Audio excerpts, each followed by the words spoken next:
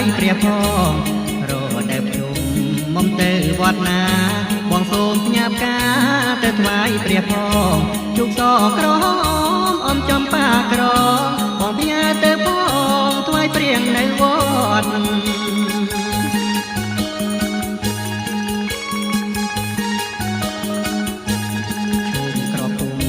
ស្រេចតែមុំសងចំប៉ាផ្កាក្រ